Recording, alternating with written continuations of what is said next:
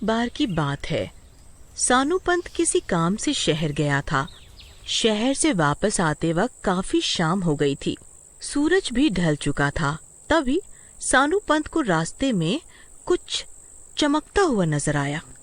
अरे ये क्या पड़ा है, बड़ा चमकदार है। अरे ये तो कंघी है, पर ये इतनी चमक क्यों रही है? सानू पंत सोच में पड़ जाता है, फिर हिम्मत करके उस कंघी को उठाता है। अरे वाह सानू, तेरी तो निकल पड़ी। ये तो सोने की कंघी है। वाह वाह, लॉटरी निकल गई। आज तो पता नहीं किसकी किस्मत फूटी होगी जो इस कंघी को यहाँ गिर गया। सानू पंत खुशी से फूले नहीं समाता और उस कंघी को उठा के अपने घर ले जाता है। वो जादुई कंघी थी। जो भी उस सोने की कंघी से बाल संवारता, वो उस जादुई शैतानी कंघी के कब्जे में आ जाता। जादुई शैतानी कंघी एक जानी मानी चुड़ैल की थी, जो लोगों को फंसाने के लिए उस सोने की कंघी को रास्ते में छोड़ देती।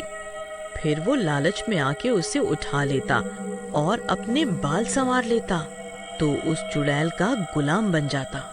अरे आज तो मेरी बीवी खुश हो जाएगी बहुत। रोज शिकायत करती है कि मैं उसके लिए कुछ लेके नहीं जाता।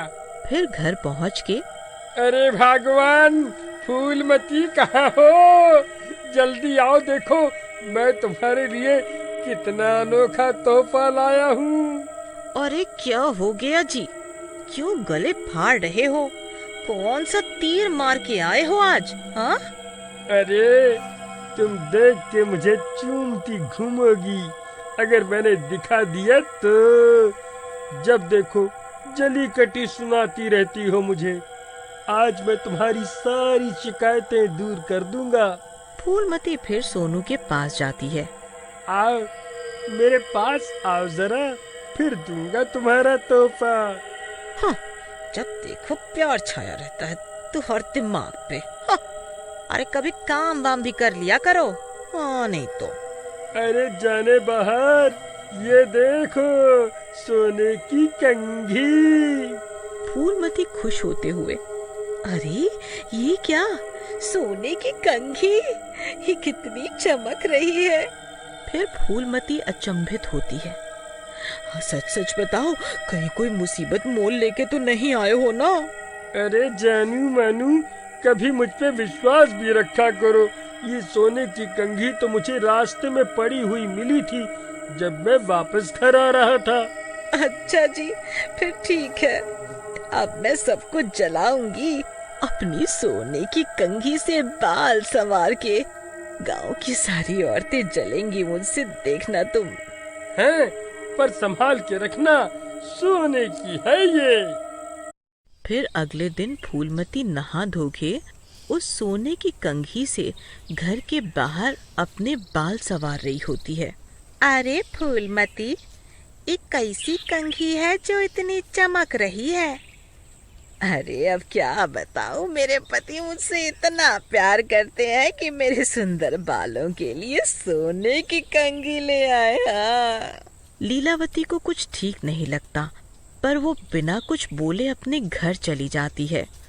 फिर रात को फूलमती और सानू पंत जब सो रहे होते हैं, फूलमती अचानक नींद से उठती है और चुड़ैल का रूप ले लेती है। उसकी आंखें हरी और बाल लंबे काले हो जाते हैं। फूलमती सानू पंत का गला दबाने लगती है। मेरा शिकार, तो मर गो। सानू पंत का दम घुटने लगता है और उसकी नींद खुल जाती है, पर वो जैसे ही फूलमती को उसके गले को दबाते हुए देखता है, उसकी आंखें फटी की फटी रह जाती हैं। अरे जानू मानू, ये क्या कर रही हो? छोड़ो मुझे मार के खुद को विधवा बनाओगी क्या? बड़े दिनों बाद शिकार करने का मौका मिला है। आज नहीं छोड़ूंगी, आज नहीं छोड़ूंगी। सानू पंत को समझ नहीं आता कि ये क्या चल रहा है। सानू पंत खुद को छुड़वाने की कोशिश करता है। अरे छोड़ो भगवान, मार ही डालोगी क्या? ये कैसा प्यार है? प्यार? प्यार ही तो बरसा रही हूँ मैं। किसी तरह सानू पंत फूलमती से अपनी जान छुड़वा पाता है और घर के बाहर भाग जाता है। अरे बचाओ रे, कोई बचाओ मुझे, मैं लुट गया, बर्बाद हो गया। मेरी बीवी तो चुड़ैल बन गई। मैं उसके लिए सोने की कंघी लाया और बदले में, प्यार के बदले मुझे मौत दे रही है। हाय हाय, मेरे कर्म निखत्ते। सानू पंत का रोना धोना सुन के गाँव वाले इकट्ठे हो जाते हैं। तभी फूलमती बाहर आती है और सानू पंत के पीछे भागने लगती है, उसे मारने के लिए। जैसे ही वो सानू पंत पे हमला करती है, उसकी आंखों के आगे उसका मंगलसूत्र आ जाता है।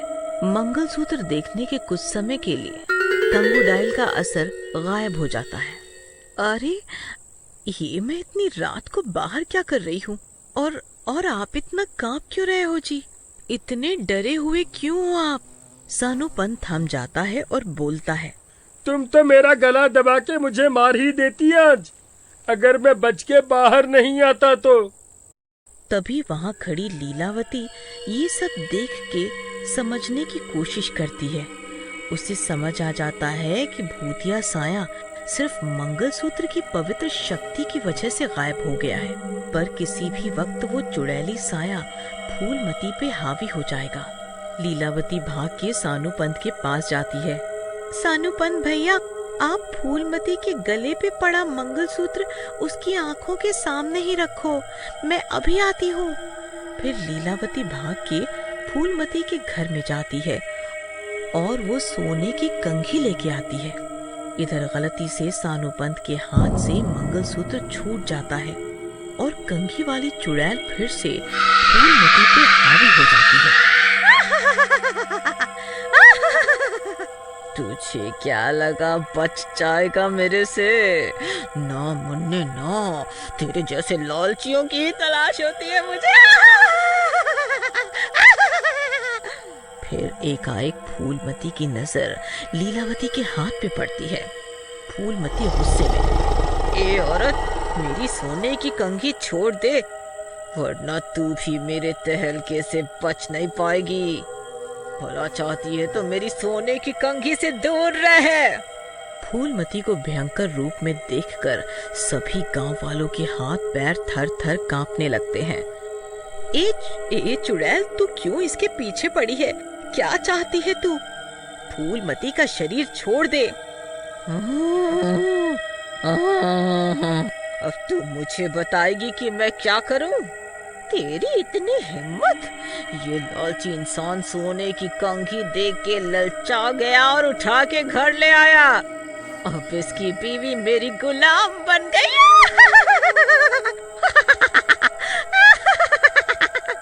अरे चुड़ैल बहन, अपनी कंघी वापस ले लो, पर मेरी बीवी को छोड़ दो। मैं आपसे वादा करता हूँ कि आज के बाद कभी भी लालच नहीं करूँगा। मैं कैसे मान लूं कि तू लालच करना छोड़ देगा? मेरे पति ने भी मुझसे वादा किया था कि वो लालच करना छोड़ देगा। उसके साथ मेरी भी जान का दुश्मन बन गया और हमें अपनी जान से हाथ धोना पड़ा। एक एक करके लालची को मार दूंगी और